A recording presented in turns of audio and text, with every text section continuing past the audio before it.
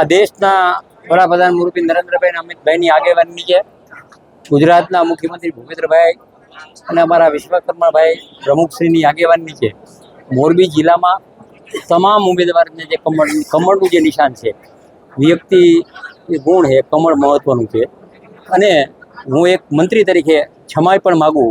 Ticket માગવાવાળા જાજા હતા, બધાને ટિકિટ મળી નથી, પણ દૂધમાં સાકર ભરે એમ આપણે સાથે મળી જ્યાં પણ કમળ છે, મને મારી જવાબદારી મોરબી અને કચ્છની છે, તો કચ્છ અને મોરબીમાં કમળ ખીલે એવા અમારા પ્રયત્ન છે. ભારતીય જનતા પાર્ટીના કાર્યકર્તાની સમગ્ર કાર્યકર્તાની હું ક્ષમા માગું કે ભાઈ એક વોર્ડમાં 15 આવ્યા 20 આવ્યા હોય અને એકને જ ટિકિટ મળી છે, પણ છતાં બધાએ સાથે મળી અને આપણે કામ કરીએ અને મોરબીના જે વિકાસ છે એ વિકાસમાં સારી રીતે કામ થાય એવા અમારા પ્રયત્નો છે.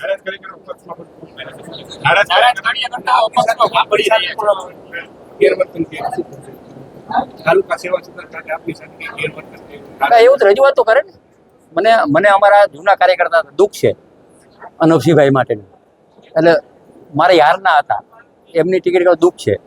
હું પણ મને દુઃખ છે, એટલે આમાં ઘણા હું કહું હું ક્ષમા માગું. દુઃખ હોય, આ 40 વર્ષ એ કામ કર્યું ન મળ્યું હોય એ દુઃખ હોય. દુઃખ સાથે કહું છું ને કે ખરેખર દુઃખ હોય, પણ ટિકિટ એક હોય, લેવાવાળા જાજા હોય, બધો સમાજ હોય.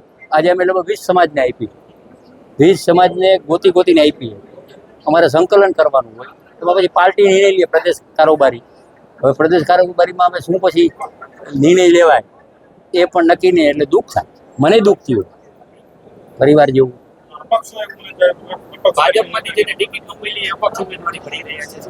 ધીમે ધીમે સમજાવશે, પરિવાર હોય નોખો થાય તો ભાઈ સમજાવશે, પ્રયત્ન કરશે. અંતે તો પરિવાર છે.